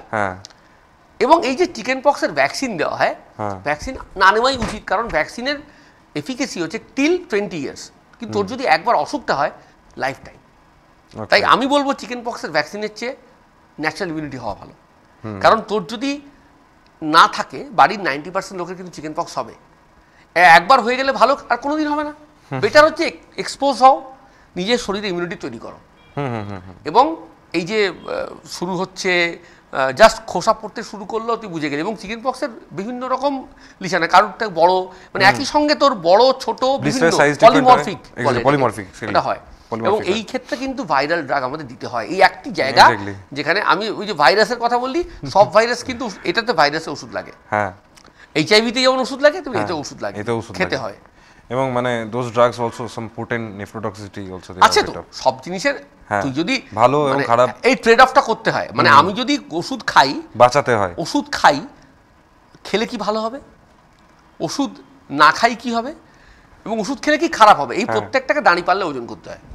একদম ঠিক আছে, এই ট্রেড অফটা আমি করতে হয়, কন্টিনিউয়ালি ট্রেড অফটা করতে হয়। এবারে যেটা এবারে যে যেতে তাকে আমরা ইউজ করি, এই হচ্ছে কথা। একদম, যতটা বেস্ট রেজাল্ট আমরা পাওয়া যায়। একদম এই জায়গাটাতেই আমার যেটা জানার ইচ্ছা, যে এই রিসেন্ট টাইমে এখন খুব বাচ্চাদের প্রচন্ড পরিমাণে ভাইরাল ফিভার হচ্ছে, তো এইটার ক্ষেত্রে আমরা কি মানে প্রিকশন নিতে পারি বাচ্চাদের ক্ষেত্রে? প্রথম কথা, ভাইরাল ফিভার তো আমরা তখনও বলেছিলাম, ভাইরাল ফিভারে প্রিকশন মানে কি, তুই বোঝার আগেই তো হয়ে যাবে। তুই আটকাবি কি করে, ভাইরাল ফিভার হবে। ভাইরাল ফিভারে বরং এটা উল্টো করে বল, প্রিকশন ভাইরাল ফিভার আটকানোর প্রথম কাজ হচ্ছে একজনের হাঁচি কাশি হলে সে রুমালটাকে ঠিক করে রাখবে। আমরা প্রত্যেককে বলি কাশার নিয়ম এটা নয়, কাশার নিয়ম এইটা, যাতে নাক মুখ দুটো কভার হয়। কেন এটা নয়, কারণ এখান থেকে আমাদের সম্ভাবনা, এই জায়গাটা আমরা খুব ইউজ করি না, তো এখানে ইউজ করো। তো এইটা যদি সব জায়গায় এই ছবিটা দেওয়া থাকে যেভাবে কাশবে, আমার সবচেয়ে ভালো লাভ হবে আমাদের স্কুলগুলোতে দেওয়া, অফিসগুলোতে দেওয়া। সবাই ছড়ায় তো একটা জায়গাতে, এখন তো কিউবিকেলের লোকে অফিস করছে এক ছোট্ট জায়গার মধ্যে, ছড়িয়ে যাচ্ছে। তাহলে আমি ছড়াবো যাতে না হয়, যেটা বললি সেটা হচ্ছে বাচ্চাদের বড়দের সবাইকেই বলা যে এই অসুখটা 2-3 দিন 4 দিন থাকবে, আপনারা যার হবে সে চেষ্টা করবেন না যেতে। 2 দিন যদি ছুটি পাওয়া যায় খুব ভালো, ছুটি না পেলে তখন এভাবে কাশতে হবে, হাসতে হবে। মাস্ক পরার প্রয়োজন তখন থাকে যাতে না ছড়ায়, মাস্কটাকে ইউজ করে ফেলে দিতে হবে, রুমালটা এনে ফেলে দেবেন। আমাদের ছড়ায় তো আমি কাশলাম, এখানে রাখলাম, হাত দিলাম, এবার তুই হাত দিলি, তোর থেকে হলো, ছড়িয়েই গেল। আমি দরজার হাতল ঘোরালাম, ছড়িয়ে গেল। কোথায় কোথায় পেপার ওয়েট তুললাম, ছড়িয়ে গেল। এবং সাংঘাতিক রকম এটা ইনফেক্টিভ। তো এটা আটকানো মুশকিল, কিন্তু যদি একটু সচেতন হই, বারবারে করার পরে সেই সময়টা স্যানিটাইজার রাখি, হাইজিনটা যদি একটু মেইনটেইন করি, তাহলে বাড়ির ছোটদের একটুখানি কম হবে আর কি। ছোটদের তো হলে একটু কষ্ট বেশি হয়, শ্বাসকষ্ট বেড়ে যায় ইত্যাদি, ওদের জন্য তো ছোট এবং বড়দের, একদম ছোট আর একদম বড়দের, মানে এক্সট্রিম স্টেজ করে চিন্তাটা একদম। ইনফ্লুয়েঞ্জা বা নিউমোনিয়া হয়ে গেলে বয়স্কদের খুব কষ্ট। তাই আমরা 65 পরে বলি যে কোনো কোনো ক্ষেত্রে সিওপিডি পেশেন্টদের ক্ষেত্রে ভ্যাকসিনেশনের কথা বলা হচ্ছে। তখনকার দিনে তো ভ্যাকসিন ছিল না, এখন যেমন হয়ে গেছে বড়দের জন্য 65+ কোমোবিড পেশেন্টস অনেক কিছু আছে, ভ্যাকসিন দেওয়ার ইন্ডিকেশন আছে, সবার জন্য নয়। তো স্মোকারদের ক্ষেত্রে বিশেষ করে দিতে ভালো হয়, তো ইনফ্লুয়েঞ্জা যেমন নিউমোনিয়া ভ্যাকসিন, যাই হোক। তো এইটা, আর বাচ্চাদের মনে রাখতে হবে যেটা, যে বাচ্চাদের এবং সব স্কুল যদি না যেতে পারলেই ভালো, স্কুল যদি যেতেই হয় তাহলে কিন্তু এইভাবে প্রোটেকশন নেওয়া। আর বাচ্চারা স্কুল না যেতেই ভালো, আমি বলবো না যে 2 দিন পাঠাবেন না, বাড়িতে পড়াশোনা করবে, নিয়মিত খেলবে, আবার সুস্থ হয়ে বাড়ি যাবে। কারণ ভাইরাল ফিভারে প্রচণ্ড দুর্বলতা হয়ে যায়, শুধু জল খেতে হয়। স্কুলে সেটা সম্ভব না। জল, ওআরএস ইজ এক্সেলেন্ট থিং। মানে আমরা যদি জ্বর হয়, ভাইরাল ফিভার হয়, ভাইরাল ফিভারে কিন্তু ঠান্ডা লাগা এবং পেট খারাপ দুটোই হয়। তাহলে ওআরএস খাওয়া এবং মানে সহজপাচ্য খাবার খাওয়া, ঝোল ডাল ইত্যাদি খাওয়া হলে তার বাচ্চা তাড়াতাড়ি সুস্থ, এবং না যাওয়া স্কুলে 2-3 দিন এ করলে ঠিক চাঙ্গা হয়ে যাবে। ওআরএস মানে ব্লাড প্রেশারের রিলেটেড যারা আছে তাদের বাদ দিয়ে প্রত্যেকের জন্য, এবং তাদের ক্ষেত্রে কিছুটা কনসার্ন করে, প্রত্যেকের জন্য ওআরএস খুব সুন্দর একটা জিনিস, যেটা বডির এই ইলেকট্রোলাইট ব্যালেন্স, মানে ডায়াবেটিক পেশেন্টকে আমরা দিতে পারি না, কিন্তু যদি ডায়াবেটিক পেশেন্ট ডায়রিয়াতে ভোগে দিতে হবে। ধরা যাক ডায়াবেটিক পেশেন্ট ভালো নেই, তার হ্যাঁ মানে তখন দিতে হবে, দুদিন খেলে তার সুগার বেড়ে যাবে, বাড়লে বাড়বে, তাকে তো আমার সেই সময় প্রাণ বাঁচাতে হবে, তখন প্রাণ বাঁচাতে হবে, তখন ওটা কাজ, প্রাইমারি কনসার্নকে বাঁচানো। তাই ওআরএস, ডায়রিয়া হলে ওআরএস সবচেয়ে ইম্পর্টেন্ট ওষুধ অ্যান্টিবায়োটিক নয়, কারণ আমাদের ডায়রিয়া অধিকাংশ ভাইরাল। তুই যেটা বললি প্রি প্রোবায়োটিক্স, ডেফিনেটলি প্রি প্রোবায়োটিক্সের রোল আছে, সবচেয়ে বেশি রোল ওআরএস এর ঠিকঠাক করা, দুধ রুটি ফল না খাওয়া, যেগুলো খেলে সমস্যা বাড়তে পারে এগুলো, আর এই তো, আর দই খাওয়ার কথা বললি তো তুই। আমি এই একটু আগে মাস্কের কথা শুনলাম, তো এই ভাইরাস আক্রমণের ব্যাপারটা কতটা আমাদের কাছে ছোঁয়াছে এই জায়গাটা আমি জানতে চাইছি, কারণ বললাম সবই ছোঁয়াছে। হ্যাঁ, এই যে কোভিড নিয়ে এত কিছু হচ্ছে, আবার মানে এক্স্যাক্টলি কোভিড নিয়ে সবার কাছে বলার, এখন যে কোভিডের যে স্ট্রেনটা নিয়ে এতটুকু ভয় পাওয়ার কারণ নেই, প্রচুর কোভিড হচ্ছে, আমরা যদি হয়তো টেস্ট করি তাহলে হয়তো বেরোবে, কিন্তু কোভিড টেস্ট করার দরকারই নেই। এখন যাদের যাদের কোভিড হচ্ছে, অনেকেরই হচ্ছে, বুঝতে পারছি না আমরা, তো একেবারেই নিরামিষ হয়ে গেছে এখন, কারণ আমাদের শরীরে আমরা সবাই যেহেতু অ্যাটাক্ট হয়েছিলাম, ভ্যাকসিনও পেয়েছিলাম, তার তো কিছুটা সুবিধা আমরা পাচ্ছিও। হ্যাঁ, এখন এটা নিয়ে একেবারেই চিন্তা করা নিয়ে মানুষের চিন্তাটা যতটা না মানে নরমালি হয়, তার থেকে চিন্তা করানোটা বেশি হয়, সেই জন্য একটু অসুবিধা হয়ে যায়। কোভিডের মানে বক্তব্য হচ্ছে যে একটা আমরা যা জিনিস দেখেছি, আমাদের অনেক জেনারেশন তো দেখেননি এটা, যে এইভাবে একটা বিরাট মানুষ মারা গেছিল, অসুস্থ হয়েছিল, 100 years cycle, so that মানে এখন হয়েছিল, সেইটা নিয়ে আমরা সবাই কিন্তু দেখেছি বলেই আমরা ভীত সন্ত্রস্ত, তো আমরা ভয় পাচ্ছিও, কিন্তু এই মুহূর্তে এই দাঁড়িয়ে এই জায়গাটা এই কথা বলা যেতেই পারে, এখনো পর্যন্ত ভয় পাওয়ার মতো কোনো কারণ ঘটেনি। তো আপনারা সবাই সচেতন থাকুন, ঠান্ডা লাগার যা যা করা, তুই যেটা বললি সর্দি হলে যা যা করা, সেই বেসিক হাইজিন মেনটেন করা, কীভাবে কাশবেন, কীভাবে কফটা ফেলবেন, দূরে কফ রাস্তায় ফেলবেন না, এই যে বেসিক কাফ হাইজিন মেনটেন করা, এটুকু যদি করতে পারি তাহলে আমরা আটকাতে পারবো, এবং বড় কিছু হওয়া থেকে আটকাতে পারবো, মানে কিছু হবে না, এটুকু বলা যেতে পারে। একদম। আমি এইখানটাতেই এই জায়গাটাতেই একটা জিনিস জানতে চাইছি, যে কোভিডের ক্ষেত্রে আমরা যেরকম প্রিকশন বা এগুলো আমরা মেনটেন করেছিলাম, সেই জিনিসটা এখন মেনটেন করা সেরকম হয় না, ঠিক আছে, এবং সেই জন্য মানুষের যে কোভিডের বাদ দিয়েও অন্যান্য যে রোগগুলো হয় সেগুলো কিন্তু এখনও একই রকম চলছে, ঠিক আছে, এবং এই হাইজিনগুলো মেনটেন করা হয় না বলে মানে টাইফয়েড, ডায়রিয়া সবই চলছে, মানুষ সবই দেখে, ওই যখন হয় তখনই মনে রাখে, তারপরে আওয়াজ সব ভুলে চলে যায়। একদম তাই তো, ঠিক। তো এই রকমই একটা জিনিস আমরা সবাই জানিও, যেরকম একটা মহান দান হলো রক্তদান করা, ঠিক আছে, তো এই রক্তদান করতেও লোকজন এখন প্রচুর ভয় পায়, যে আমি রক্ত দেবো, কদিন পর দেবো না, তো এই রক্তদানের ব্যাপারটা যদি একটু ক্লিয়ার করে দেন আপনি। রক্তদান নিয়েও প্রচুর প্রশ্ন আমরা পাই, মানে সেখানে আমার মনে হয়েছে যে এটা খুব ইম্পর্টেন্ট প্রশ্ন, যে রক্তদান করা যাবে কিনা। রক্তদান তো করা যাবেই, একটা কথা, আমরা যখন রক্ত দিই, আমরা তো 250 ml রক্ত দিচ্ছি, ভয় পাওয়ার কিছু নেই। 5 লিটার হ্যাঁ, তো আমাদের শরীরের যা ওজন 8% হচ্ছে রক্ত আছে, তাহলে আমাদের শরীরের ওজন ধরা যাক 60 কেজি, 4.8 লিটার রক্ত আছে, তাহলে আমার তার থেকে 250 ml যদি দিই, সেটা তো 3 সপ্তাহের মধ্যে আমার ম্যারো তৈরি করে ফেলবে, ভয়ের কিছু নেই। তাই রক্ত দেওয়াটা খুব ভালো জিনিস, রক্ত দেওয়া দিলে যে দেয় তার ভালো হয় বলছি না, কিন্তু আমি বলতে গেছি রক্ত দেওয়া এই কারণে দিই, আমি একজনের ভালো করবো বলে, এরকম ধারণা আছে বোধহয় রক্তদান করলে বিশাল কিছু হয়, মানে আমার শরীরের ভালো কিছু হয় না, কিন্তু আমি দিই, দেওয়াটা আমার শরীরের মনের জন্য খুব ভালো লাগে, একটা ফিল গুড ফ্যাক্টর হয়, যেটার কোনো বিকল্প নেই। এটা কিন্তু কোনো বইয়ে লেখা থাকবে না, এটা কিন্তু কোথাও ব্লাড টেস্টে ধরা পড়বে না, কিন্তু তোর যে ভালো লাগলো, তুই একজনকে বাঁচালি, এই আজকের দিনে যেখানে সবাই মারামারি করছে, এটার থেকে বড় ফিলিং কি হতে পারে? একদম একদম, তাই না? আজ কদিন আগে আমাদের কলিগরা একটা ব্লাড ডোনেশন ক্যাম্প অর্গানাইজ করেছিল, 3-4 দিনের মধ্যে দারুণ সাড়া, এবং এত ভালো হয়েছিল বলতে বাধা নেই, যে অনেকে ফিরে গেছে রক্ত দিতে। কেন ফিরে গেছে? কারণ হচ্ছে, কারণ সেইটা দিলে তো আমাকে রাখতে হবে, রাখতে পারিনি। এক্স্যাক্টলি, আমাদের মানে সেম এটারই প্রিতে আমার স্কুলের ইউনিয়নে, বিদ্যাপীঠের ইউনিয়নে মানে প্ল্যান ছিল 50 জন দেওয়ার, তো 54-55 গেছে, এবং তারপরেও আরো লোক রেডি ছিল দেওয়ার। একদমই। আর পিয়ার প্রেশার হয়, বন্ধু দিচ্ছে আমিও দেবো, এটা না ভালো জিনিস। যেমন ভালোবাসার ভাষা ঘৃণার ভাষার থেকে ইম্পর্টেন্ট, অনেক বেশি ইনফেকশাস, তেমনি এটাও তুই যখন ভালো কিছু করবি, আরেকজন করবে কিন্তু, মানে তুই রাস্তায় এমন লোককে চিনিস যে লোকটা তোকে হেল্প করেছে, তার সঙ্গে তোর কোনোদিন দেখা হবে না, সে কেন হেল্প করলো বলতো? কোনো কারণ নেই, কিন্তু তার ভালো লাগে বলে করেছে, এরকম আছে তো অনেক। আমি কার সাথে কোনোদিন আমাকে হয়তো আমার টাকা নেই, সে টাকা দিয়েছে, জানেই না দেখা হবে কিনা। তো এই যে আমরা একজনকে হেল্প করি কারণ আমাদের কোনো স্বার্থ না থাকা হেল্প করা, যেটাকে আমরা বিভিন্ন সময় অ্যালট্রুইজম বলছি ইত্যাদি বলছি, বা মানে testing the feel good factor এখানে। এক্স্যাক্টলি, সেলফিশ যে কথাটা বলি না, আমরা অনেক সময় সেলফলেসও, অনেক মানুষ এক্স্যাক্টলি অ্যাকচুয়ালি সব মানুষই চায় যে একটা কিছু করে তার ভালো লাগাটা। রক্তদান হচ্ছে এমন একটা জিনিস যেটা দিলে ভালো লাগে, এই ভালো লাগার ফলে যে আমাদের যে বাকি যে এনজাইম হরমোনসগুলো সুন্দরভাবে থাকে এবং আমার মনটা ভালো হয়ে যায়, তাতে আমাদের শরীর ভালো থাকে। মাপা যায় না কিন্তু ভালো থাকে। এবং ভালো কি হয়, এইটা ভালো হয়। মানে আমি এটাকে খুব সাপোর্টও করি এবং আমি রেগুলার ডোনেট করি। তো এই বছর মানে এই লাস্ট টাইম আমার ডোনেশনের ডেটটা ছিল রামনবমীর দিন, তো আমি হসপিটালে নিজে গিয়ে ডোনেট করলাম। এবং মানে সব থেকে একটা বড় ব্যাপার হলো লোকজনের মাঝখানে এত ফালতু মিথ আর স্টিগমা যে আমি মানে ক্যাম্প ছাড়া ডোনেট করতে পারবো, এরকম কোনো ব্যাপার না, না একদমই নয়। যখন আপনার ইচ্ছা হবে you can go to blood bank. আমাদের ব্লাড ব্যাংকে আছেন, ব্লাড ব্যাংকে আমি নিজে গিয়ে দিয়ে এসেছি, I have a video for that. Blood ব্যাংকে গিয়ে আমাদের বললেই হয় আছেন, অনির্বাণ বাবু আছেন, ওর সাথে দেখা করবেন বা সুপার স্যারকে বলবেন, যে কেউ মানে, এবং এর চেয়ে আর আপনাকে দেখে পাড়ার লোকেরাও তো করবে, চলুন যাবো, ভালো কাজটা প্রমোট হোক না, কি অসুবিধা আছে, ভালো কাজ প্রমোট। মানে এখন ভলান্টারি ব্লাড ডোনার্স যারা আছেন, মানে আগে একটা সময় ছিল যারা ব্লাড দিতেন তারা প্রফেশনাল ডোনার্স ছিলেন, হাতে অনেক অসুবিধা ছিল আর কি। তো এখন সেটাকে আটকানো গেছে যে মানুষ যারা সত্যি দিতে চায় প্রয়োজনে, তারা এসে দিতে পারবে। তো এবং আমার যখন প্রয়োজন আমরা একটা স্টক রেডি করছি। এখন নয় যে আমরা ফায়ার ফাইটিং করি না, মানে দরকার এখন প্রচুর নাও তা না করে রেগুলার বেসিসে একটা ক্রাইসিস ম্যানেজ করার জন্য একটা স্টক তৈরি করছি।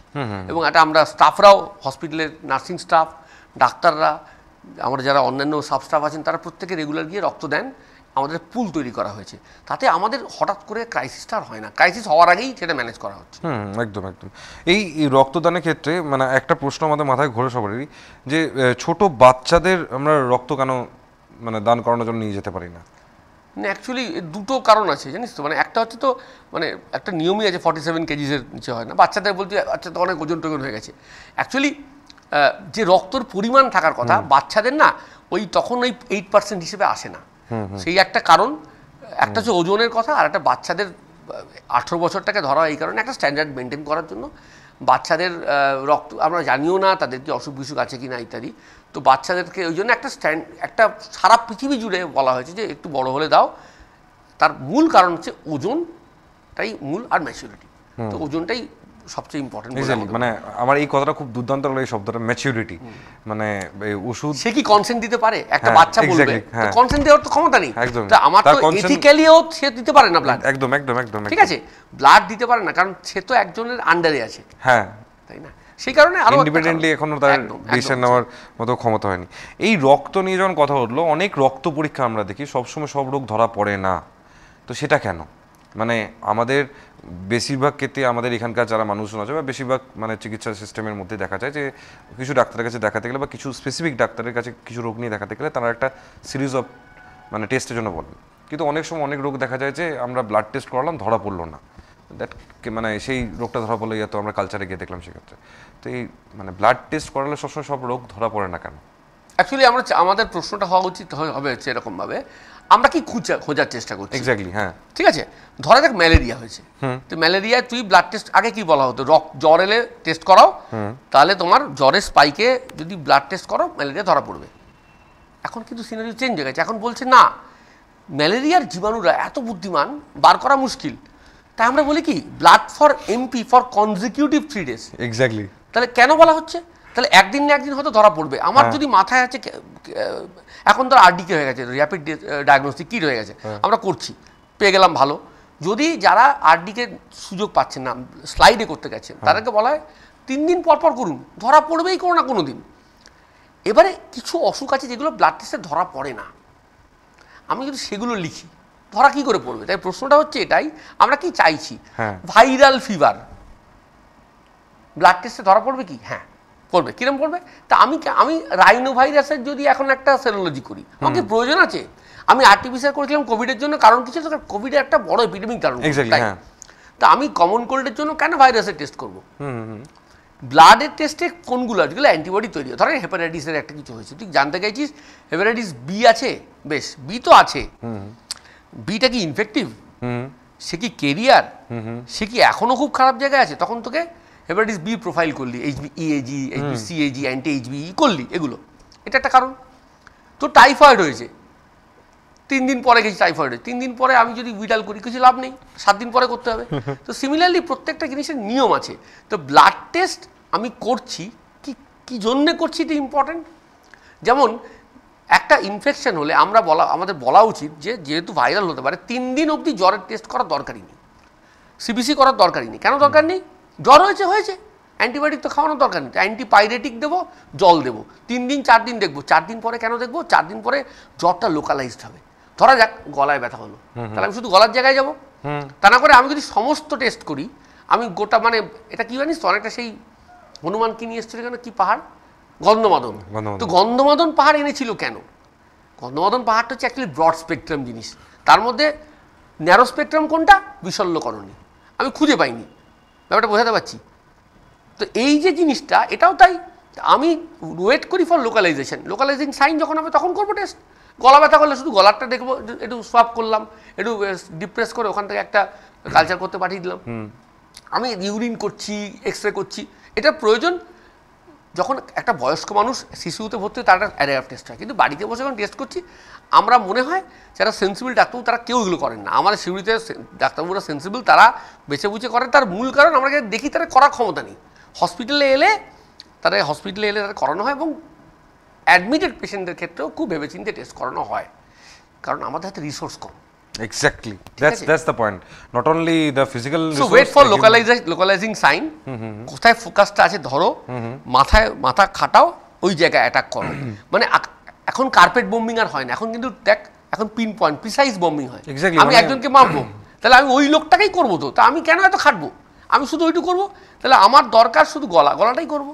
আমি এমন অ্যান্টিবায়োটিক দেবো সেটা ওখানেই কাজ করবে, কারণ আমি যদি বড় অ্যান্টিবায়োটিক দিই সবকটাকে মেরে দেবে, তাতে আমার ক্ষতি হবে আখেরে। আমি ভালো করতে গিয়ে মানে আমার ভালো যে বন্ধুগুলো সেটা মেরে দিলাম, সে কিন্তু আমাকে আমার দরকার সব বাঁচাতে পারলো না। একদম ভালো ব্যাকটেরিয়াগুলোকে মারছি, একদম করতে পারি না আমরা। অ্যাকচুয়ালি মানে আমাদের এখনকার প্রচুর বাচ্চা আছে, বা এখনকার একটা জেনারেশনকে জেনজিস বলা হয়, আই থিঙ্ক আপনি জানবেন এটা। হ্যাঁ, আমার মেয়েরা বলে তো জেনজি, আমি তো জানতাম না। বিটেলস বলে একটা মানে ব্যান্ডের আমরা একসঙ্গে গান শুনতাম, এখন লোকজন কোরিয়ান গান শোনে, কেন প্রচুর কিছু বিদেশি হয়। কোরিয়ান গান খুব ভালো, কিন্তু সরি, আমি কোরিয়ান গান খুবই ভালো, তুই এরকম বলিস না। বিটলস একরকম, বিটলস খুব ভালো, কোরিয়ান গানও ভালো। সরি, আমি মানে মিউজিক বোদ্ধা নই, কোরিয়ান গান খুবই ভালো। না, I also like them, I also love those. আমি একজন এমন মানুষ, আমার কাছে কোনো জাজমেন্ট নেই, আমার কাছে সব ভালো লাগে। তো আমি সেই জায়গাটাতেই একটা কথা বলছি, আজ থেকে বহু বছর আগে, মানে if you go back sir before মানে 2011-12, তখন বিদেশে থেকে ইন্ডিয়াতে অলরেডি টার্গেট মানে ড্রাগ ডোজ ডেলিভারি সিস্টেম ছিল, and we use to use all those things for the মানে অঙ্কো পেশেন্টস অ্যান্ড অল। তো সেক্ষেত্রে দাঁড়িয়ে সেই জায়গাটা এখন অলমোস্ট এতটা ডেভেলপ হয়ে গেছে যে অন্যান্য মানে এর ক্ষেত্রে প্রবলেমের ক্ষেত্রে সেই পয়েন্টটা ইউজ করা হয়, যে ডাইরেক্ট অ্যান্টিজেনটা নিয়ে নেওয়া হলো বা প্রোটিনটা দেখে নেওয়া হলো, সেখানে ইউজ করা হয়। তো মানুষ বিদেশ থেকে অনেক কিছুই নেয়, কিন্তু এই যে এত সুন্দর টেকনোলজিগুলো আছে যেগুলোতে আপনাদের মতন প্রচুর ডাক্তার, এবং আমি সেন্সেবল শব্দটাও ব্যবহার করতে পারবো না, ওটা আমার করা উচিত নয়, প্রত্যেকজন ডাক্তারবাবু খুব সিরিয়াসলি তার কাজটা দায়িত্ব নিয়ে করছেন। তারা যখন এই সব কাজগুলো করে, কিন্তু পেশেন্ট যখন গিয়ে বলে যে ডাক্তারবাবু কেন আমার টেস্ট হলো না, তখন এটা খুব বোকা শোনায়। এটা ডাক্তারবাবুদের দোষ নয়, এটা maybe a patient psychological issue, that's why ডাক্তারদের এরকম জিনিসটা ফেস করতে হয়।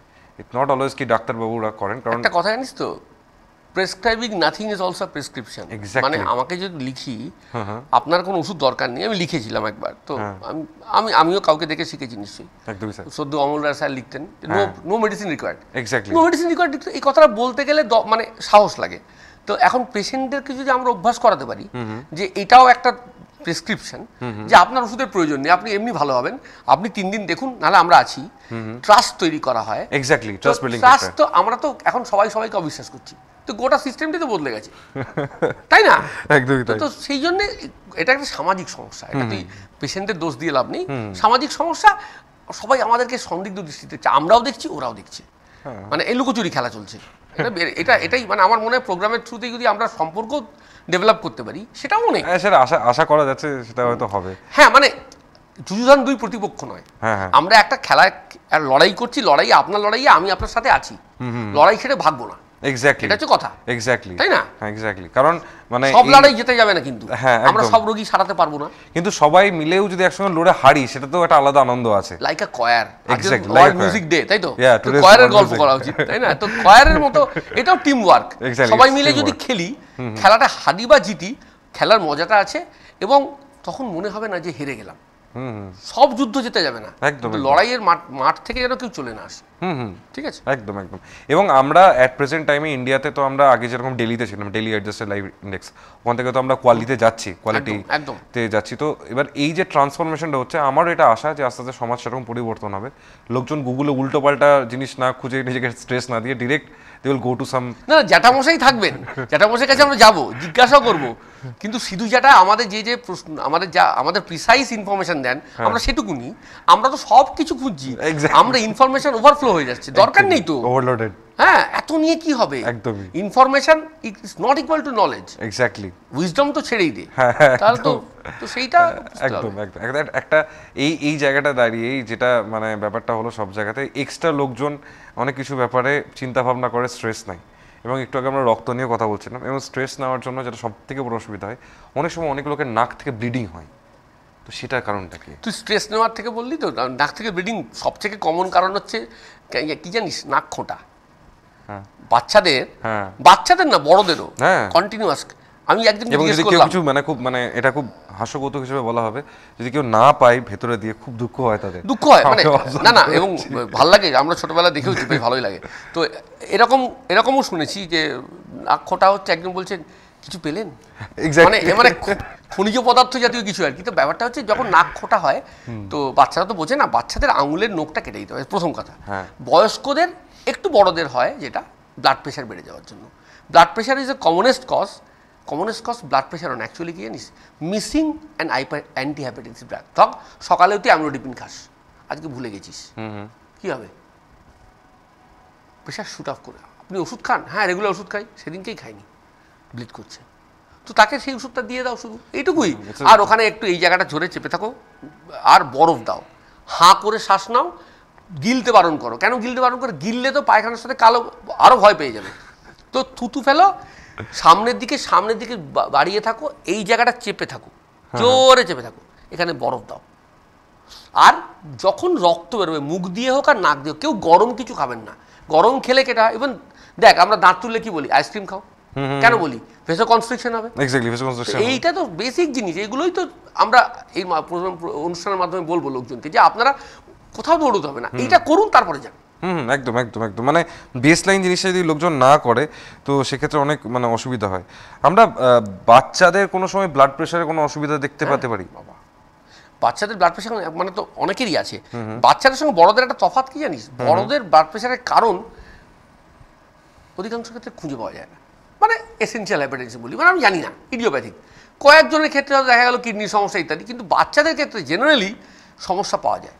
কারুর কোয়াক্টেশন অফ অ্যাওর্টা হয়েছে, মানে যেখান থেকে বেরোচ্ছে আর্টারিটা, অ্যাওর্টাটা বেরোচ্ছে আমাদের হৃৎপিণ্ড থেকে, সেখানে একটু কুঁচকে গেছে, হতে পারে রেনাল আর্টারি স্টেনোসিস হতে পারে, রেনাল আর্টারিটা হয়েছে স্টেনোসড হয়ে গেছে, হতে পারে। বাচ্চাদের কিডনির সমস্যা থেকে তো হয়, আমরা জানি। এবং এমনকি হরমোনাল ইমব্যালেন্স থেকে হতে পারে, কুশিং, অনেক কিছু থেকে হতে পারে, অ্যাড্রেনাল গ্ল্যান্ড থেকে সমস্যা হতে পারে।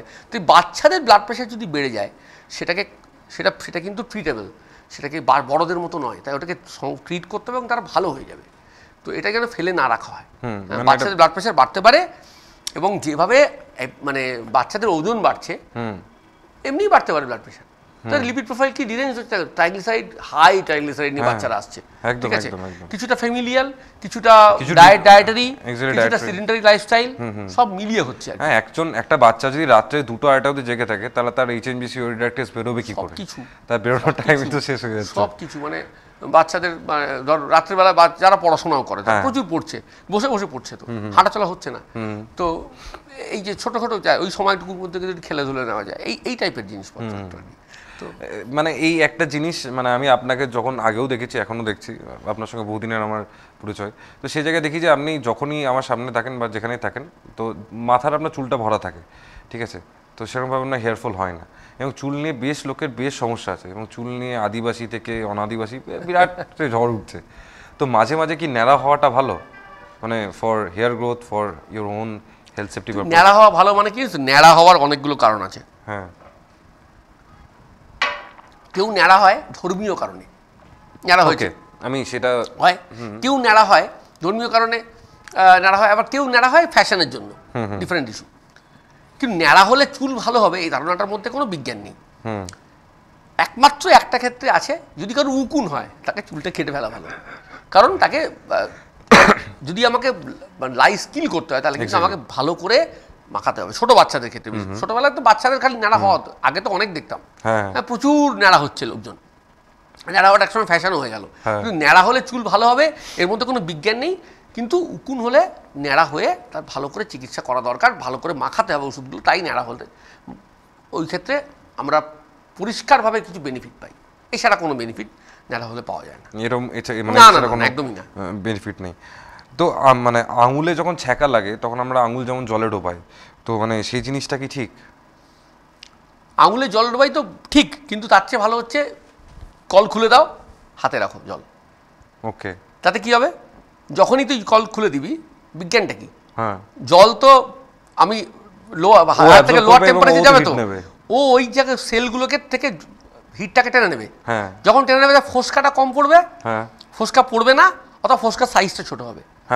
যদি ফেটে যায় তাহলে আমাকে অ্যান্টিবায়োটিক অয়েন্টমেন্ট লাগাতে হয় না, কারণ burn is a sterile wound, বার্নকে অ্যান্টিবায়োটিক দিতে হয় না, যদি না সেকেন্ডারি ইনফেকশন হয়। এক্স্যাক্টলি। আর একটা হচ্ছে মনে কর তো বড়ভাবে পুড়ে গেল, তখন তোকে দিতে হবে না, তোকে চৌবাচ্চার মধ্যে হাত ধোয়াতে হবে। That's an exception sir, Virat so degree of wound will be calculated in that. কিন্তু তাও বলবো ছোটখাটোর জন্য জল কল খুলে দাও, যেখানে সুযোগ আছে কল খুলে দাও, বা গ্রামে গেলে কল টেপো বাই করো, খুলে দিয়ে হাতের মধ্যে রাখো, জল ঢালো, আরো ভালো। মানে জল ডোবানোর চেয়ে আরো ভালো হচ্ছে জল খুলে দাও। আমি অনেকজন ব্যর্থ প্রেমিকের গল্প শুনেছি, তো ব্যর্থ প্রেমিকদের গল্পতে অনেক জায়গায় শুনতে পেয়েছি যে অনেকে এরকম মানে বিষ খেয়ে আত্মহত্যা করতে গেছে কিন্তু হয়নি। এবার যখন এই বিষ খেয়ে আত্মহত্যা করতে গেছে, তাকে যখন হসপিটালে এনে ভর্তি করা হয়েছে, তো তখন তাকে ইফ্লাক্স করানো মানে বমি করানো হয়। এটা কারণটা কি? না, বমি করানো হয় না, কোনো কোনো কিছুর ক্ষেত্রে তো বমি করে লাভ হয় তো, ধর 3-4 ঘন্টার মধ্যে না, উচিত আবার অনুচিত। উচিত সাধারণ যারা ওষুধ খেলি, মনে কর একটা ওষুধ খেয়ে 30টা, মানে যারা এই 20টা ওষুধ খেয়ে নিল অ্যালপ্রাজল, কিছু হবে না, সারাদিন ঘুমোবে অ্যাকচুয়ালি। তো তারা জানেও না যে যে অ্যামাউন্ট অফ ট্রিটমেন্ট ডোজ দেওয়া হচ্ছে, যারা খায় তারা খায় হচ্ছে 5টা-6টা, মানে তার বেশি খায় না। থাইরয়েডের ওষুধ খেয়ে নিল 4টে-5টা, কিছু কষ্ট হবে, ঠিক হয়ে যাবে। তো কিন্তু হি উইল বি স্টিগমেটাইজড। খারাপ যেটা হয় তার জন্য কষ্ট এখানেই, যখন খেয়ে নেয় না, তারপরে যখন সে ফেরে পাড়াতে, তাকে খুব খারাপ খারাপ কথা লোকে বলে, এটা খারাপ। সে তো একটা মন খারাপ অবস্থায় করেছে, আমরাও সেটাকে খুব ট্রোল করি। এখন তো ট্রোল করাটা ফ্যাশন হয়ে গেছে, আগেও করতো, এখন ট্রোল আরো খারাপ হয়ে গেছে, আরো ট্রোল এবং ক্যান্সেল কালচার বল, যাই বল। তো সেই জায়গাটাতে এটা অন্য দিক হয়ে গেল। তুই পরে যখন করবি তখন আমি বলবো, একজন ভালো আছেন বলবেন। কিন্তু মজা হচ্ছে কি, এটা সে তো হলো। এবার আমি যখন চেষ্টা করবো বমি করানো উইদিন 4 আওয়ার্স যদি বার করতে পারি, 4 ঘন্টা সময় লাগে অ্যাবজর্পশন হয়ে যেতে, বার করে দিলে ভালো হয়। অনেক ওষুধের ক্ষেত্রে আবার সেটা 12 ঘন্টা আছে, কিন্তু জেনারেলি অ্যাট্রোপিন 12 ঘন্টা। কোথায় করাবি না, তুই যদি কেউ কেরোসিন খেয়ে নেয়, যদি কেউ অ্যাসিড খেয়ে নেয়, কখনো করাবি না। বমি করার চক্করে অ্যাসিডটা রিফ্লাক্স হবে ভেতরে, তো পুরোটা যাবে, একদম শেষ হয়ে যাবে। তো এই অ্যাসিড অ্যালকালি পয়জনিংয়ে, কেরোসিন পয়জনিংয়ে never ever ask for vomit. Okay, এই যে বমি করানোর চেষ্টা করা হয়, হিতে বিপরীত হয়ে যাবে, একদম করাবি না। ঠিক তাই হবে, সেটাই করানো। এক্সিলেন্ট কোয়েশ্চেন তো, কিন্তু মানে এটা মাথায় রাখতে হবে যে বমি করানো, ভাই বমি করাবে ডাক্তারবাবু, তুমি কিছু করিও না, বাপ বাড়ি চলো, যারা এক্সপার্ট আছে এক্সপার্টে লেট দেম হ্যান্ডেল। ওকে, এই লাস্টে যে মানে যা করানো হবে ডাক্তারবাবু করাবে। তো এই জায়গাটা দাঁড়িয়ে আমরা যে দেশে থাকি সেই দেশে এখনো বেশ কিছু মানুষ আছেন যারা বিন বাজাতে জানে। তো এবং বিন বাজানো তাদেরকে টার্মে বলা থাকে ওঝা বলা হয়। তো এই যারা বিন বাজাতে জানে, তো সেক্ষেত্রে যখন কেউ সাপে কামড়ায়, তো তখন এখনও বেশ কিছু গ্রামে গিয়ে, আমি এখনও বীরভূম জেলার অনেক গ্রামে গিয়ে দেখেছি, তাদেরকে ডাকা হয়। তো সাপে কামড়ালে কি করা উচিত, যদি আপনি একটু পরিষ্কারভাবে বলেন, যে সাপে কামড়ালো, প্রথমে সেই সাপকে ধরে নিয়ে আসবো কিনা, নিয়ে তাকে থলে ধরে নিয়ে যাবো না, কি করবো? হচ্ছে প্রথম যেটা করা হয়, মানে আমরা যখন ডিউটি করতাম দেখতাম, আমি তো সুন্দরবনে প্রথম কাজ করেছি, সুন্দরবনে সাপ প্রচুর, গোসাবায় কাজ করতাম, গোসাবা ক্যানিংয়ে কাজ করেছি। তো প্রথম যেটা করতো, ওরা একটা বড় বয়ামের করে সাপটা নিয়ে এসে রাখতো টেবিলে। তো এটা খুব ভয়াবহ জিনিস। প্রথম কথা, সাপকে মারবেন না, কারণ সাপ কামড়ায় তার সেলফ ডিফেন্সে। এক্স্যাক্টলি, সাপ কামড়েছে বলে তাকে মেরে দিলাম, এটা ঠিক নয়। আর আমাদের যে এভিএস আমরা ব্যবহার করি, সেই এভিএসটা জেনারেলি মানে এটা কিন্তু যে সাপই হোক না কেন, তার একটাই ট্রিটমেন্ট এভিএস দেওয়া, অ্যান্টি স্নেক ভেনাম এএসভি বলি আমরা, এবিএস বলি, কেউ এএসভি বলে। তো এরা আমার ডক্টর প্রসূন দাস খুব ভালো করে বলে, যদি কখনো সুযোগ পাস তোরা ওকে আনিস, আমি রেকমেন্ড করবো। ও খুব সুন্দরভাবে স্নেক বাইটটা বলতে পারে। তো ও যেটা বলে সেটা হচ্ছে, দাদা এই কিচ্ছু না করে আগে আসতে বলো, পেশেন্ট আসবে এবং কি করবে না, বাঁধন দিয়ে কোনো লাভ নেই। যদি কেউ বাঁধন দিয়ে থাকে, এবার বাঁধন অনেকে দেয়, আমরা না করি না কেন বলতো, যদি কিছু হয়ে যায় বলবে ডাক্তারও বারণ করেছে, তখন বলি বাঁধন দিয়েছেন ঠিক আছে, বাঁধন দেওয়ার পরে হাতটা আঙুল দিয়ে দেখতে হবে বাঁধনের মধ্যে আঙুলটা ঢুকছে কিনা, তার মানে লুজ আছে কিনা, কথাটা বোঝা গেল। আমি এমন টাইট করলাম আঙুল ঢুকছে না, মানে পা ফুলে যাবে তো। তাই যেই বাঁধন দিয়েছেন আপনারা দারুণ করেছেন, আমি খুব ভালো কাজ করেছেন, আমি দেখি আঙুলটা একটু লুজ করে দিন, এটুকু বললাম। এবং বলাই হয় এটা যে আগেই আপনি যেটা করবেন সেটা হচ্ছে রোগীটাকে নিয়ে হাসপাতালে আসুন। কীভাবে হাসপাতালে আসুন? তাকে ধরুন অ্যাম্বুলেন্স নেই, একটা লোক গাড়ি চালাবে মোটর সাইকেল, একটা লোক পেছনে বসে, মধ্যখানে লোকটাকে বসিয়ে দাও, সে থাকলো, ইমোবিলাইজড হয়ে গেল। কারণ যত সে নড়বে তত বিষ ছড়াবে। একদম ইমোবিলাইজ করে দাও, হসপিটালে যাও। আর সাপ মারার চক্করে যেও না, নিয়ে ফেলো, কী কী সিমটম আছে ডাক্তারবাবুকে বলো, এটুকু করো, ভালো হয়ে যাবে। ওঝা টোঝা যা এখন তো আমাদের এখানে ভালো ওঝা করো, আমাদের ওঝারাও কিন্তু পেশেন্টদের এখানে পাঠান। বিভিন্ন ওঝারা এতটাই ট্রেন্ড হয়ে গেছেন যে তারাও বলেন আমার কাছে আসবেন না, ওখানে যাবেন।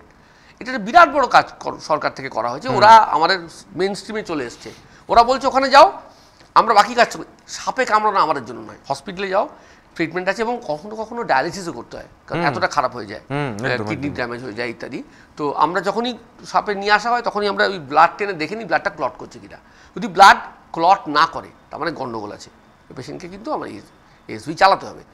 তো আমি আমি আমি বলবো আবার যে ডাক্তারবাবুকে নিয়ে একটা প্রোগ্রাম করিস, কারণ সাপে কামড়ানো নিয়ে অনেকের মধ্যে ধারণা আছে, ও এসে বললে সুন্দর করে বোঝায়, ও সবার ধারণা বদলে যাবে। না না, আমার এগুলো নিয়ে আরও কিছু প্রশ্নও আছে, কারণ সাপে কামড়ানোর ক্ষেত্রে আমরা যেরকম এই মানে এভিএস এতে যাই, সেরকম আবার লোকজন বিশেষ কিছু কারণের জন্য ডিরেক্ট স্নেক বাইট নেয় অন দ্য টাংস এন্ড অল, তো সেটা কিভাবে কাজ করে সেই ব্যাপারে আমি চাই। না না, তুই আমি আমরা অধীর আগ্রহে ওয়েট করবো যে তুই আনবি, কারণ খুব ভালো বলে ও। হ্যাঁ, একদিন ওনাকে পেলে খুবই ভালো হয়। আমি এই মুহূর্তে আমি এটা যেটা জানতে চাইছি, মানে সর্দি গরমিতে কি করব, মানে যখন মানে ঠান্ডাও লাগছে, গরমও লেগে আছে, মানে বুকে একটা আওয়াজও হচ্ছে কিন্তু গরমে হয়েছি, তো এই যে সর্দি গরমির যে কন্ডিশনটা, এই টাইমটাতে কি করব? এটাও একই উত্তর যেটা বললাম, কি হলে আটকাতে হবে। একজনের সর্দি হলে সে তাকে সরিয়ে নিতে হবে সব থেকে, সরিয়ে নিলাম, তাহলে তাকে বললাম ভাই তুমি দুদিন এসো না, তাহলে হবে কম। যদি হয়ে যায় তাহলে কি করব? নাক বন্ধ হয়ে গেছে, মাথাটা ভার হয়ে আছে, তাহলে সাইনাসে এই সাইনোসাইটিস হয়েছে, খুব কমনলি হয়, এবং এটা ভাইরাল, অ্যান্টিবায়োটিকের কোনো রোল নেই কিন্তু। এমনকি upper respiratory infection, bronchitis, viral bronchitis, তা কী করবো? গরম জলের ভাপ নেবো। ভাপ নেওয়ার পদ্ধতি কি? একটা বড় গামলা নিলাম, গরম জল ঢাললাম, ঢেকে দিলাম গামছা দিয়ে, নাক দিয়ে নেবো, তোয়ালে নয় গামছা। কারণটা কি? বেরোবে, নইলে টেম্পারেচার না, শুধু বেরোবে নয়, তোয়ালে নিলে না মুখে ঘাম হয়ে যায় তো কষ্ট হয়। আর আমি গামছা সবার কাছে আছে, আর অত সাফোকেটিং লাগে না। অ্যাকচুয়ালি যদি বলিস আইডিয়াল কোনটা, তোয়াল, তাহলে পুরোটাই হবে। কিন্তু গামছা নিলে অসুবিধাতে সাফোকেশনটা লাগবে না। বাচ্চাদের ক্ষেত্রে না করাই ভালো, কারণ বাচ্চাদের চোখে প্রবলেম হয়, ছোটো বাচ্চাদের ক্ষেত্রে আইডিয়ালি গগলস পরে করা উচিত, মানে সত্যি কথা বলতে গেলে। ঢেকে দিলাম, নাক দিয়ে নেবো, মুখ দিয়ে ছাড়বো। এটা কেন করবো? তার এই গোটা পাথরটা ক্লিয়ার, মানে ওরো অ্যান্ড নেজোফ্যারিংস ক্লিয়ার হয়ে যাবে, কফগুলো বেরিয়ে যাবে। কফ বেরোলে ভালো লাগবে আমার। তুই মাথার মধ্যে জ্যাম হয়ে গেছে লোকে বলে না, এর জন্য কিচ্ছু লাগে না, শুধু গরম জলে ভাপ নিলেই হবে। প্যারাসিটামল ছাড়া কিছু দেওয়ার নেই, ওষুধপত্রের প্রয়োজন নেই, শুধু এই নিলেই চলবে, মানে গরম জলে ভাপ নিলেই চলবে। এই সর্দি গরমিতে এটাই করা। যদিও ওষুধ লাগে ডাক্তারবাবু দেবেন, কেউ নিজে থেকে ওষুধ খাবেন না। আপনি প্যারাসিটামল ছাড়া অন্য কোনো ওষুধ খেতে পারেন না, উইদাউট এনি প্রেসক্রিপশন, উচিত নয় খাওয়া, দরকার নেই। হসপিটালে যান, হেলথ সেন্টারে যান, দিদিমণিকে দেখান, ডাক্তারবাবুকে দেখান, একটা অ্যাডভাইস নিন, প্রচুর জল খান। জলের মতো কাপ এক্সপেক্টোরেন্ট নেই, জানিস তো? এক্স্যাক্টলি, সবচেয়ে ভালো এক্সপেক্টোরেন্ট জল, প্রচুর জল খাও, কফ বেরিয়ে যাবে।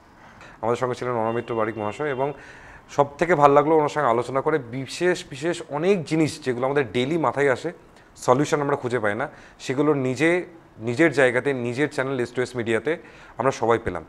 এইটারও স্পন্সর ছিল Sauharya communication. For any kind of printing you can contact with us. আর আপনার নিজের চ্যানেল S2S মিডিয়া দেখতে থাকুন, প্লিজ লাইক করুন, শেয়ার করুন, কমেন্ট করুন, জানান যে আপনাদের আর কি চাই। সকলকে জানাই অনেক ধন্যবাদ।